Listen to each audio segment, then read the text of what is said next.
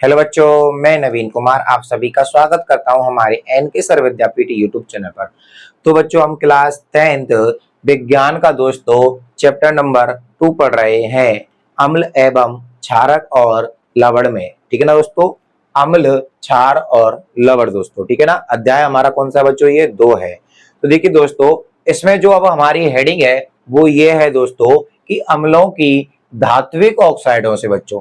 ठीक है ना, ध्यान से पढ़ना है कि शब्द क्या कह रहा है, यानी कि हमारा हेडिंग क्या कह रही है कि जो अम्ल होते हैं हमारे, अम्लों की धात्विक ऑक्साइडों से अभिक्रिया। ठीक है ना, यानी कि जो एसिड है दोस्तों हमारा, जैसे कि HCl, ये क्या है दोस्तों? हमारा एसिड है। अब इसकी क्या करनी है बच्चों हमको? जो धात्विक यानी कि धातु ऑक्साइड, यानी कि जो ऑक्साइड है, ठीक है ना, तो धातु ऑक्साइडों से अब इसकी क्या करना है? हमको अभिक्रिया करानी है। जैसे मैं मान लेता हूं, जैसे कोई धातु है दोस्तों हमारी जिंक, ठीक है ना, क्या है बच्चों? हमारी जिंक धातु है। इसकी अभिक्रिया दोस्तों हम किससे कराते हैं? यानी जिंक है। अब अगर इसमें बच्चों मैं ऑक्साइड जोड़ देता हूं, ऑक्साइड जोड़ता हूं बच्चों, ठीक है ना, ऑक्साइड यानी कि बच्चों O, ठीक है ना, तो देखिए ये क्या बच जाएगा हमारा? Zinc oxide. इसी प्रकार बच्चों कैल्शियम ऑक्साइड बच्चों, ठीक है ना, और सोडियम ऑक्साइड बच्चों, ठीक है, और इसी प्रकार कॉपर ऑक्साइड और Mg ऑक्साइड बच्चों। ये क्या है? सारे के सारे बच्चों हमारे ऑक्साइड हैं। ओके ना, क्योंकि ये तो धातु हो जाती है और ये ऑक्साइड हो जाती है। ओके बच्चों, बात आई कि नहीं आई समझ में? ओके ना, तो देखो ये जिंक धातु है, ये ऑक्साइड है, ये कैल्शियम धातु है, ये ऑक्साइड है, ये सोडियम धातु है, ये ऑक्साइड है। क्योंकि सोडियम की बच्चों एक संयोजकता होती है, तो यदि हम बच्चों इस प्रकार से सोडियम और +2, ठीक है ना, +2 संयोजकता होती है कि नहीं होती है इसकी? यानी कि -2, यानी कि बच्चों ये क्या करता है? 2 इलेक्ट्रॉन ग्रहण करता है और ये इसकी +1 यानी कि 1 इलेक्ट्रॉन त्यागता है। तो ये क्या करेंगे? इसकी संयोजकता इस पर, इसकी संयोजकता इस पर, तो क्या बन जाएगा हमारा? सोडियम ऑक्साइड बच्चों, ठीक है ना। इनकी दो दो होती है बच्चों, ठीक है ना। जो हमारा कॉपर है इसकी +2 होती है और हमारा जो मैग्नीशियम है बच्चों इसकी भी +2 होती है। इसी क्या होंगे? जो +2 और -2 आपस में कट जाते हैं बच्चों, ठीक है ना। तो इस प्रकार से ये क्या बन जाते हैं? हमारे ऑक्साइड बन जाते हैं। ओके बच्चों, कोई प्रॉब्लम तो नहीं है ना? तो समझ लिया ना आपने कि धातु ऑक्साइड किसे कहते हैं? जिसमें धातु और ऑक्साइड की अभिक्रिया करके धातु ऑक्साइड का निर्माण बनता है। ओके ना, तो चलो अब देखते हैं बच्चों कि इधर देख लेते हैं। देखिए इसमें बोल रहा है कि अम्लों की धात्विक ऑक्साइडों से अभिक्रिया, जैसे मैं ले लेता हूं यहां सोडियम ऑक्साइड, ठीक है ना, तो क्या प्राप्त होगा बच्चों हमको? ठीक है ना, जब हम क्या करेंगे? HCl अम्ल की अभिक्रिया धातु ऑक्साइड, ये क्या है? हमारा धात्विक ऑक्साइड है ना, इनकी आपस में अभिक्रिया करते हैं तो बच्चों किस चीज का निर्माण होता है? तो चलिए इसका भी हम आप क्या लिख देते हैं? सूत्र लिख देते हैं कि अम्ल प्लस धातु ऑक्साइड, ओके बच्चों, इनमें क्या होगी बच्चों? रिएक्शन हो जाएगी तो लवण और साथ में बच्चों जल का निर्माण होता है। बताओ कोई प्रॉब्लम है क्या? नहीं ना बच्चों, आपको दिखाई दे रहा होगा कि अधिकतर जो रिएक्शन हो रही है ना उसमें लवण प्लस जल का ही निर्माण हो रहा है। केवल दोस्तों इधर जो रिएक्शन हो रही है ना उनके मटेरियल बदल रहे हैं। ओके ना, तो चलो इसमें भी क्या करना है? HCl और Na2O यानी कि धातु ऑक्साइड बच्चों, ठीक है ना, तो इसको बोलते हैं सोडियम ऑक्साइड। क्या बोलेंगे बच्चों? सोडियम ऑक्साइड बोलते हैं, ठीक है ना, क्योंकि इसमें सोडियम धातु है तो सोडियम ऑक्साइड, कैल्शियम लिख देंगे तो कैल्शियम ऑक्साइड, कॉपर लिखेंगे तो बच्चों कॉपर ऑक्साइड, ठीक है ना, एल्यूमिनियम लिखेंगे तो एल्यूमिनियम ऑक्साइड हो जाएगा। सेम इसी प्रकार से। चलो अब क्या बनेगा? लवण। अब बल्कि बच्चों इसमें से लवण क्या बन जाएगा? यानी कि HCl में से बच्चों Cl और इधर से धातु ऑक्साइड में से सोडियम आ जाएगा, तो क्या बन जाएगा? NaCl बच्चों, ठीक है ना, ये क्या है? लवण है। ओके, और क्या बनता है हमारा? जल बनता है, क्योंकि बच्चों इधर क्या रह जाता है? H रह जाता है, इधर O रह जाता है, इन दोनों में क्या बनेगा बच्चों? लवण बन जाएगा, यानी लवण प्लस जल। अब इसको संतुलित कर लेते हैं बच्चों। सोडियम 1 है, इधर 2 है, तो इधर लगा दिया हमने 2, 2 क्लोरीन हो गई, इधर बच्चों क्या एक ही है तो 2 लगा दिया। 2 हाइड्रोजन है बच्चों, 2 हाइड्रोजन है, 1 ऑक्सीजन है बच्चों, 1 ऑक्सीजन है। तो हम कह सकते हैं कि ये समीकरण हमारा क्या है बच्चों? संतुलित है। ठीक है ना। आई बात की नहीं आई समझ में कि जब हम अम्ल, ये क्या है बच्चों हमारा HCl अम्ल है, ठीक है ना बच्चों। कौन सा? हाइड्रोक्लोरिक अम्ल है बच्चों, ये कौन सा हमारा हाइड्रोक्लोरिक अम्ल है, ये सोडियम ऑक्साइड है। इनकी अभिक्रिया कराते हैं तो बच्चों लवण यानी कि नमक का निर्माण होता है, ठीक है ना। ये क्या है बच्चों हमारा नमक है और ये हमारा जल है। ओके, कोई परेशानी है क्या? नहीं ना। चलो एक और एग्जांपल बताते हैं बच्चों हम आपके लिए। जैसे हमने ले लिया आप क्या बच्चों, कॉपर ऑक्साइड, ठीक है ना, और इधर HCl, और क्या करेंगे बच्चों, इधर बना देंगे हम सोडियम, सॉरी कॉपर का, कॉपर, कॉपर है ना बच्चों, तो कॉपर क्लोराइड। ओके बच्चों, कॉपर क्लोराइड बन जाता है और क्या बनेगा बच्चों, जल बनेगा। तो देखिए इसको भी संतुलित कर लेते हैं, इधर कॉपर एक है, उधर भी एक है, क्लोरीन दो है, इधर इधर एक है तो दो लगा देंगे, हाइड्रोजन दो है तो हाइड्रोजन दो है। सेम ये बच्चों हमारे क्या हो गई है, अब संतुलित हो गई है, ठीक है ना। चलो अब अगला देखते हैं बच्चों।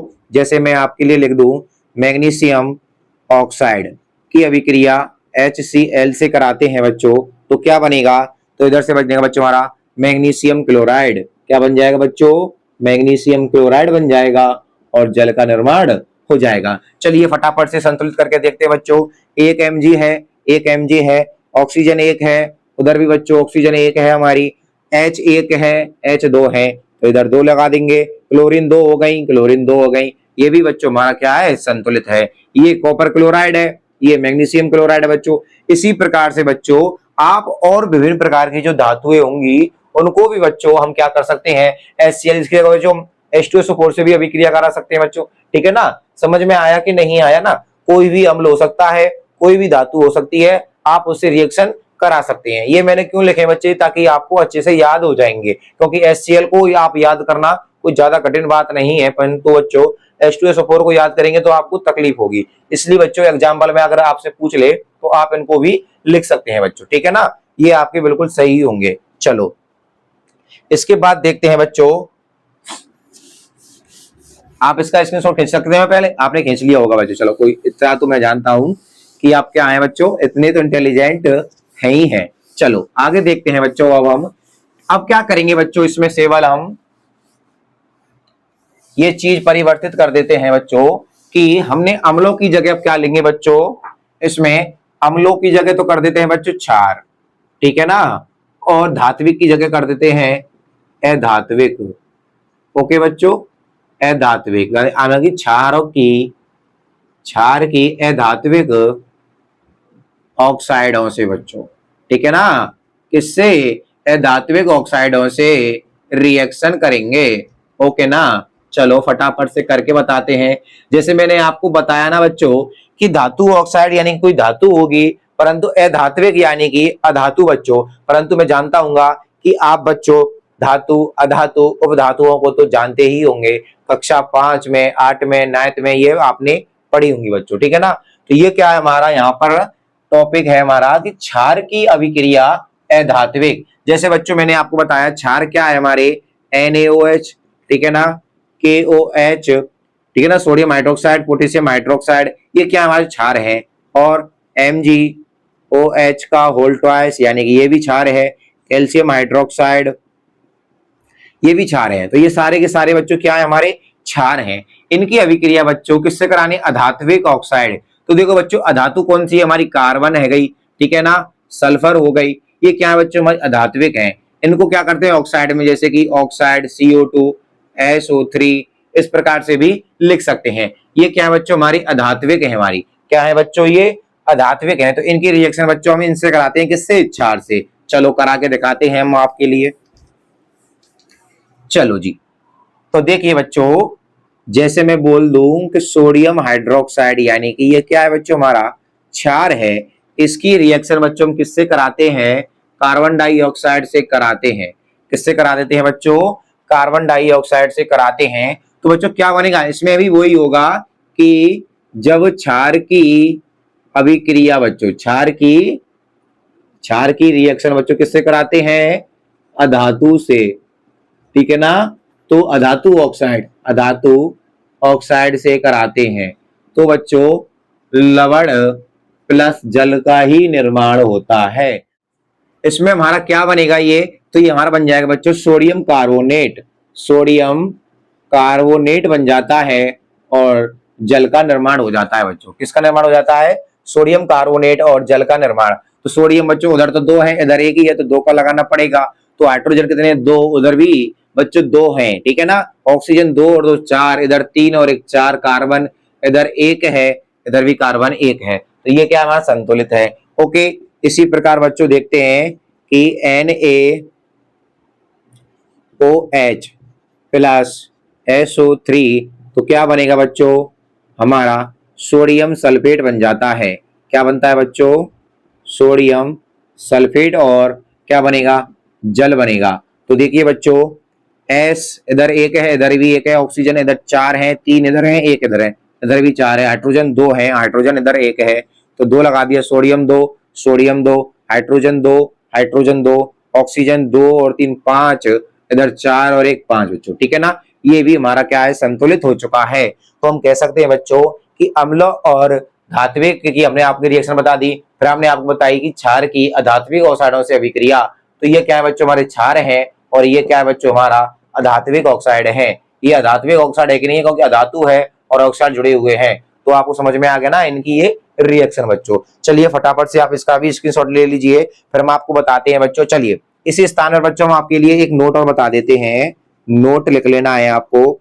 चलो देखिए बच्चों, जैसे हमारे पीतल के जो बर्तन होते हैं ना, पीतल के बर्तन, पीतल के बर्तन बच्चों, ठीक है ना, पीतल के बर्तन में तो ध्यान देना है बच्चों आपको कि पीतलों के बर्तन में हमको बच्चों क्या नहीं रखना है? खट्टे। ओके बच्चों, जो खट्टे पदार्थ होते हैं हमारे, ठीक है ना, क्या जो हमारे खट्टे पदार्थ होते हैं उनको नहीं रखना चाहिए। अब आप पूछेंगे कि सर इनको क्यों नहीं रखना चाहिए? तो देखिए बच्चों, ये पीतल क्या है? हमारी धातु है बच्चों, ठीक है ना। और जो ये खट्टे पदार्थ होते हैं ये कैसे होते हैं बच्चों? हमारे अम्लीय होते हैं, यानी कि एसिड प्रकृति के होते हैं। किस प्रकार के बच्चों?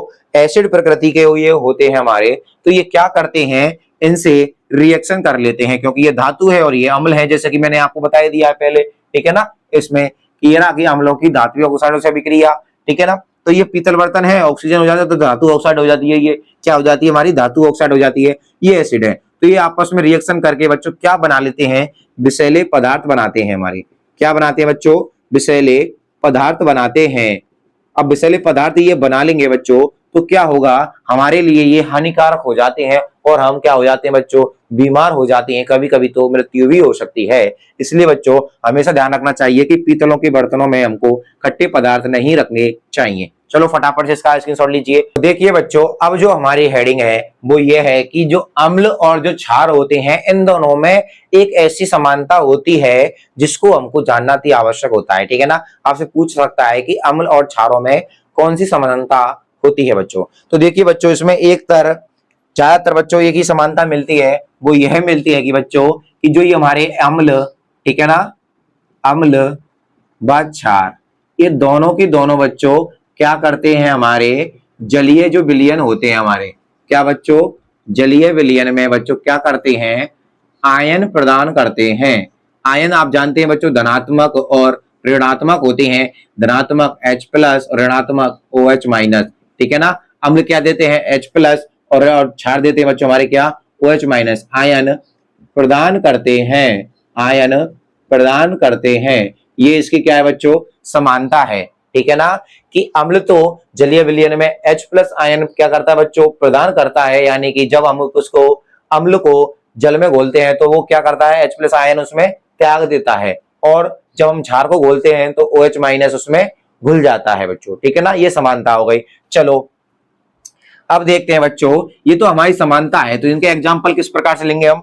तो देखिए, जैसे बच्चों हमने स्टार लगाया और जो HCl अम्ल है, ठीक है ना, इसको हमने क्या किया बच्चों? जल में घोल दिया, ठीक है। इस प्रकार से ये जल में घोल देते हैं तो बच्चों क्या होगा? ये H प्लस और किस में परिवर्तित हो जाएगा बच्चों? हमारा देखो H त्याग देगा और क्लोरीन निकाल देता है, ठीक है ना।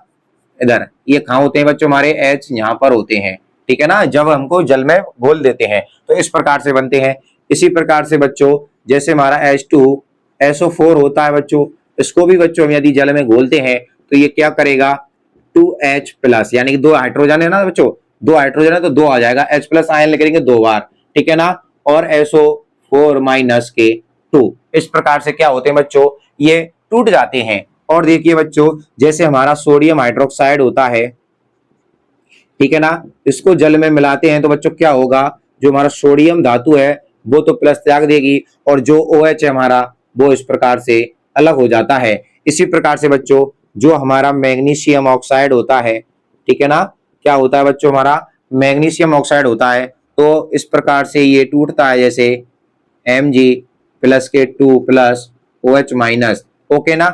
और देखिए एक और बता देता हूं बच्चों मैं आपके लिए, कैल्शियम हाइड्रोक्साइड जैसे कि 2, इसी प्रकार से H2O बच्चों, ठीक है ना, तो क्या होगा, इधर कैल्शियम प्लस 2 और इधर OH नेगेटिव, ओके बच्चों। अब देखिए इसी प्रकार से बच्चों मैं आपको एक और एग्जांपल में आपको अम्ल का बता देता हूं, जैसे कि हमारा HNO3 होता है, ठीक है ना, ये जल में घुलकर बच्चों H प्लस और NO3 प्रदान करेगा बच्चों, क्या करेगा बच्चों, H प्लस और NO3, ठीक है ना।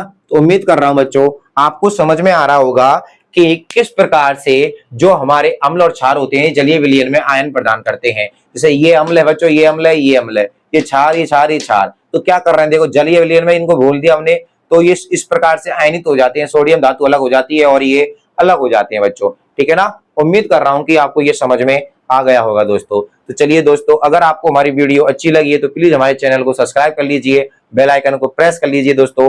और इसी प्रकार से दोस्तों हम आगे इसकी जो नेक्स्ट वीडियो आएगी उसमें बताएंगे कि हर विलयन में अम्ल क्षार यानी H प्लस जो आयन होते हैं, क्या वे हर विलयन जो विद्युत धारा का प्रभावित करेंगे कि नहीं करेंगे दोस्तों, ठीक है ना। धन्यवाद दोस्तों।